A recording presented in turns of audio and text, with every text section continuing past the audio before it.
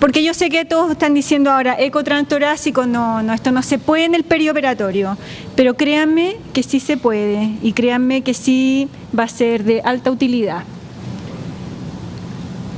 ¿Por qué? ¿Por qué vamos a hacer eco transtorácico durante cirugía no cardíaca en el intraoperatorio? Hay varios argumentos, como todo en la vida no tiene una sola respuesta.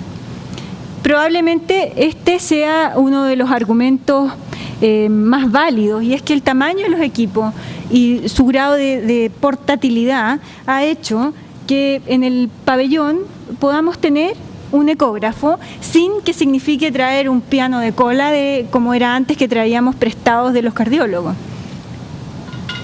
Y al estar la tecnología disponible es más factible de realizar.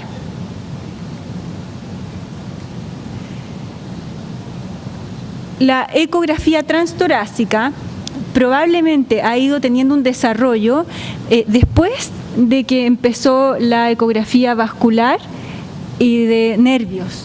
Y es porque como estaba el equipo disponible en el pabellón, empezamos a utilizarla y a evaluar y a ver qué cantidad de imágenes podíamos obtener en tiempo real. De la mano a esto han aparecido un sinnúmero de publicaciones de los grupos de Dinamarca y fundamentalmente los australianos. Este, como ya les mostré, es el equipo con tecnología MAC, que es el Terason, que es un equipo que en Estados Unidos en la actualidad causa furor. Debajo de este equipo está la consola de eco y es del tamaño de un laptop, de un computador personal. Entonces, esto, que los equipos sean de menor tamaño, que sean portátiles y por sobre todo que se trata de un examen no invasivo. ¿Cómo no va a ser mejor verle el corazón a alguien que tratar de puncionarle una arteria o tratar de puncionarle un vaso venoso central? Seguimos con nuestra argumentación de que tenemos cada vez más pacientes que llegan con patologías crónicas al intraoperatorio. Seguimos planteando que la disfunción diastólica es una realidad real, que muchos pacientes llegan con disfunción diastólica al intraoperatorio, que vamos a tener alteraciones de distensibilidad y de las funciones sistólica y diastólica no cuantificadas y no cuantificables con el paciente bajo el efecto de fármacos anestésicos o diversas técnicas de bloqueo espinal o peridural. Entonces el eco transtorácico aparece como una herramienta de diagnóstico preoperatoria. Hay grupos que la tienen incluida como parte de su policlínico de evaluación preanestésica. Permite monitorización hemodinámica pre, intra y postoperatoria. Es no invasiva y es rápida de realizar. Es así como se ha llegado a un examen focalizado, que tiene diferencias muy significativas con el examen cardiológico que realiza el cardiólogo en su consulta. Si lo comparáramos, esto es, el cardiólogo toma una muy buena foto de muy alta resolución, con muy buenas imágenes, en un tiempo cero determinado. En cambio, lo que el anestesiólogo o el usiólogo hace es que toma una película de video, donde es capaz de evaluar latido a latido y en tamaño real lo que está pasando con el corazón del paciente. Este es el estudio FATE, publicado el año 2004, liderado por el doctor Erik Sloth, de Dinamarca. ¿Qué propusieron ellos? En pacientes en una UCI fundamentalmente de cirugía no cardíaca mayor, propusieron un protocolo con 4 imágenes ecocardiográficas transtorácicas: una subcostal, una paraesternal, una apical y bipleural. Diseñaron este protocolo, que es una simplificación del examen cardiológico tradicional y lo aplicaron a pacientes que estuviesen deterioro y falla hemodinámica severa en su postoperatorio. En 233 pacientes, los hallazgos ecocardiográficos transtorácicos fueron fundamentales en 24% de los pacientes, complementarios en 37% y supportive en más de un tercio de los pacientes. Es decir, la terapia que ellos estaban aplicando fue confirmada y fue fundamentada en las imágenes que tenían en el eco transtorácico. ¿Qué pasó con las ventanas en el protocolo que ellos diseñaron? Fueron capaces de obtener 3 ventanas en 34% de los pacientes, pero si sumaban, sobre el 70% tenían al menos una ventana con la que podían trabajar. Pero probablemente lo más significativo de este trabajo está en sus conclusiones y están en el mensaje que ellos envían con respecto a los pacientes que tienen compromiso hemodinámico en su postoperatorio. Y es que todos estaban hipotensos, todos estaban pálidos y todos estaban taquicárdicos. Sin embargo, los hallazgos que ellos encontraron fueron hipovolemia, isquemia, mala función del ventrículo izquierdo y taponamiento cardíaco. Y esto es muy importante porque el tratamiento es absolutamente diferente y en algunos casos contrapuesto. Por lo tanto, ellos protocolizando un esquema muy sencillo, muy básico de imágenes transtorácicas, fueron capaces de hacer diagnóstico, terapia y seguimiento en el 100% de esta población de 223 pacientes. Siguiendo con esta línea, el doctor Royce, australiano, implementó un sistema de ecocardiografía perioperatoria. Puso a disposición de sus anestesiólogos un cardiólogo que los entrenó en ecotranstorácico y un equipo de ecocardiografía para realizar transtorácico. ¿Y qué encontraron ellos? Encontraron que había 19 pacientes en que no se había diagnosticado una estenosis aórtica, 10 pacientes en que la función del ventrículo izquierdo era mala o muy mala. Y todos estos cambios determinaron cambios en la terapia. Y ellos en sus conclusiones también destacan lo difícil que es demostrar y realizar conclusiones de mucha significancia estadística porque no tienen un grupo control. No tienen una población que tenga estas mismas características y que no les hayan hecho eco transtorácico. Este, para mi gusto, es probablemente el trabajo que más sirve cuando uno está empezando con la idea de hacer eco transtorácico. Y este es Brian Cowie, también australiano, que diseñó un protocolo bastante parecido al FATE, y que él lo denominó el protocolo FOCUS. Ocupó 4 ventanas ecocardiográficas, muy simple, muy sencillo, y además publica que es el protocolo que él sigue. Entonces, ¿qué hizo él? Durante cirugía no cardíaca, fundamentalmente estos son preoperatorios. En el preoperatorio el anestesiólogo llegaba a visitar a su paciente y se encontraba con que tenía un soplo, con que tenía inestabilidad hemodinámica o con que no era capaz de conocer su función ventricular. Y eso fue lo que estas fueron las decisiones que se tomaron en base a las imágenes ecográficas transtorácicas. Nosotros en el hospital hemos estado realizando esta técnica y ya llevamos más de 200 pacientes de manera prospectiva y descriptiva con el único objetivo de evaluar la técnica y evaluar la factibilidad de encontrar ventanas, que a nosotros nos parecía que era como lo más discutible en el intraoperatorio, encontrar ventanas que fuesen de buena calidad. Entonces nos propusimos que si con esas ventanas podíamos evaluar el tamaño de las cavidades, la contractilidad global y segmentaria, el funcionamiento de sus válvulas y por supuesto la función diastólica. Entonces, ¿qué pacientes estamos estudiando en su preoperatorio? todas las caderas de urgencia y en general los ancianos que son sometidos a cirugía de urgencia. Estos pacientes en su preoperatorio se les hace una ecografía transtorácica por el anestesiólogo.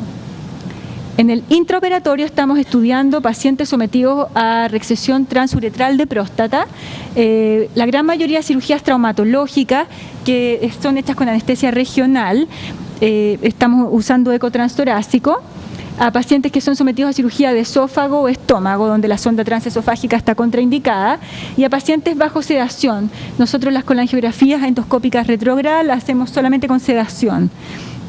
A todos esos pacientes, en forma prospectiva, les fuimos haciendo eco transtorácico. Como se trata de una técnica que no es invasiva y teníamos la disponibilidad del equipo, en realidad fuimos haciéndole a todos los pacientes sin ninguna distinción y con el ánimo también de formar a nuestros residentes. En el postoperatorio sí evaluamos a todos los pacientes que tuviesen compromiso hemodinámico, arritmia o que estuviesen cursando con una infección grave en la unidad de cuidado intermedio. ¿Cómo protocolizamos esta experiencia? 4 ventanas, paraesternal, eje largo, eje corto, apical y subcostal. Ventana paraesternal. Atentos a esto porque después les va a tocar a ustedes hacer eco transtorácico. La ventana paraesternal se obtiene desde la región costal, más o menos entre el segundo y cuarto espacio intercostal, en donde se obtiene un eje largo del ventrículo izquierdo, que es esta imagen. Se ve el ventrículo izquierdo, se ve la válvula mitral, se ve la aurícula izquierda y arriba el ventrículo derecho. En este equipo que tenemos ahora, que amablemente nos prestó Sonosite, tenemos un turbo que tiene mejor calidad de imágenes que esta, que está hecho con un Micromax. Hay diferente calidad de visiones y acá hay que considerar que hay interferencia del pulmón en el paciente que está ventilando espontáneo. Desde este mismo eje paraesternal largo obtenemos ejes cortos rotando el transductor en 90 grados de la válvula aórtica y del ventrículo izquierdo. Que se ve, este es un turbo, esto está hecho con turbo. ¿Se fijan? Se ve eje corto el ventrículo izquierdo. ¿Se fijan cómo está el ventrículo colapsándose el ventrículo izquierdo? Y aquí después de la sobrecarga de volumen. Se fijan que aquí está taquicárdico y aquí ya la frecuencia cardíaca bajó cuando logramos una buena volemia. Este es un paciente anciano, postrado, que vivía en una casa de reposo, en que sus familiares lo trajeron con una fractura de tobillo compleja. El paciente no se movilizaba hace mucho tiempo y se fijan ustedes que tiene... Esta es una ventana apical que tiene un ventrículo izquierdo que se contrae muy mal.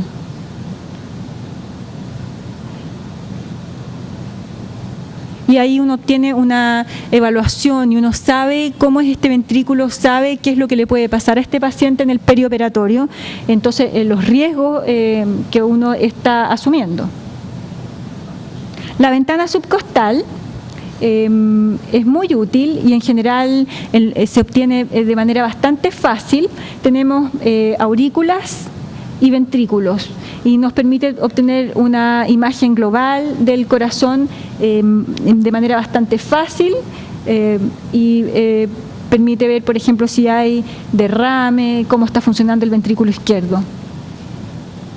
Ahí se ve el hígado y ahí está la ventana subcostal, entonces aurícula y ventrículo. Esta es de mejor calidad, este es un turbo. Ahí está el ventrículo izquierdo, ventrículo derecho y las aurículas abajo, desde una visión subcostal. Bueno, con estas imágenes nosotros dijimos, veamos qué pasa, veamos qué ventanas somos capaces de obtener, evaluemos la técnica. Porque en realidad a uno muchas veces le pasa que existe como un, entre comillas, boom en la literatura y al final, llevándolo a la práctica clínica diaria, no era tan así, no eran tan buenas las imágenes, no era tan útil la técnica. Entonces, tomando el transductor como un lápiz intercostal, se ve paraesternal en su eje largo. Aquí está la válvula aórtica, tracto de salida. Vemos apical, 4 cámaras, aurículas, ventrículo. Es un buen lugar para evaluar contractilidad. Aquí hay que tener presente que hay interferencia del pulmón. Acá está el eje corto, el ventrículo izquierdo.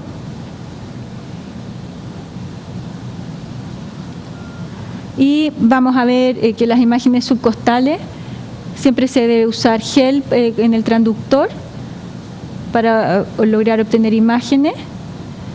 Se toma también como lápiz. Y uno va escaneando ahí a nivel subcostal. Hay algunos pacientes que les molesta y hay que buscarlo, y escaneando hacia el lado se obtiene una imagen. Se fijan que como estoy rotando el transductor hacia uno de los lados, se obtiene una buena calidad de visiones. Ahí está el hígado y ahí está la imagen subcostal. En 212 pacientes, la gran mayoría fueron realizados durante el intraoperatorio, un porcentaje mucho menor en el pre y en el postoperatorio. ¿Cómo nos fue con las visiones? En realidad nos ha ido bastante bien, y es que en el 75% de los casos logramos tener paraesternal eje largo, que permite una excelente evaluación del corazón. Con la que peor nos fue con la subcostal y con la paraesternal eje corto, pero miren cómo nos fue de bien con la apical 2 cámaras, y ahí es una muy buena imágenes para evaluar el ventrículo izquierdo. ¿Para qué nos ha sido útil? Para evaluar el ventrículo izquierdo, volemia, evaluación de isquemia. Son 3 pacientes que en su periodo postoperatorio, estando en la recuperación anestésica, dijeron que tenían dolor torácico. Que esto, si no hubiese motivado a hacer electrocardiograma, probablemente troponinas, probablemente armar un castillo de naipes, que al ver que en el eco tenía contractilidad absolutamente normal, se desestimó. Reemplazar línea arterial, catéter central o SWAN en 20 casos, y se iniciaron nuevas terapias, que fundamentalmente fue el inicio de beta bloqueo postoperatorio. Más aplicaciones clínicas, muchísimas. Esto probablemente es algo que está también recién partiendo. Este es un estudio liderado también por Eric Sloth, en que evaluaron pacientes que habían sido sometidos a reemplazo aórtico. Evaluaron qué pasaba con el eco transtorácico en su postoperatorio, si les servía o no como guía de monitorización. Y ellos fueron bastante más allá que el protocolo de nosotros, y catalogaron las ventanas como muy mala a muy buena. Vieron en qué día postoperatorio tenían las mejores ventanas, y vieron que obviamente en el primer día postoperatorio, cuando el paciente todavía estaba en ventilador mecánico y todavía estaba con drenaje, obtenían la peor calidad de ventana. Sin embargo, en todos los pacientes al menos una ventana fue factible todos los días. Nosotros hicimos un protocolo que resultó muy interesante, y es que evaluamos pacientes ASA1 bajo bloqueo espinal. Le hicimos eco transtorácico previo al bloqueo espinal y después del bloqueo espinal, y vimos que más que vasodilatarse, que era lo que esperábamos, el paciente tenía una disminución de su función ventricular izquierda. Esto se puede evaluar con todos los fármacos anestésicos, con todas las técnicas que utilicemos. Realizamos, la verdad es que muchas mediciones. Aquí sí teníamos Doppler tisular, y vimos que después de la anestesia espinal disminuye de manera significativa la onda E' en pacientes normales. Y estamos haciendo un protocolo en pacientes obesos mórbidos, en que el paciente obeso mórbido en general es un paciente que llega subevaluado a su cirugía, porque no puede hacer un test de esfuerzo, porque no cabe dentro de un escáner por su peso, porque la cintigrafía talio de piridamol es hasta 120 kilos y él pesa 150. Entonces, en general son pacientes que con mucho factor de riesgo llegan a pabellón, en general no muy bien evaluados desde el punto de vista cardiovascular.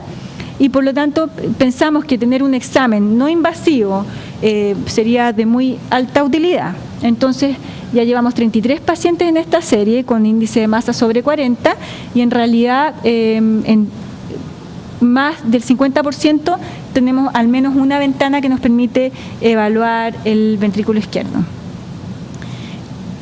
¿Cómo formarse?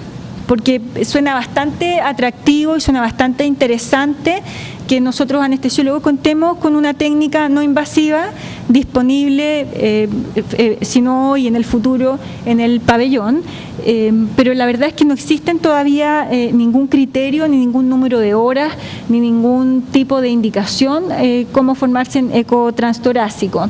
Siguiendo este modelo de la pirámide, en que está aquí abajo las indicaciones más básicas, se propone una formación de 12 horas didáctica.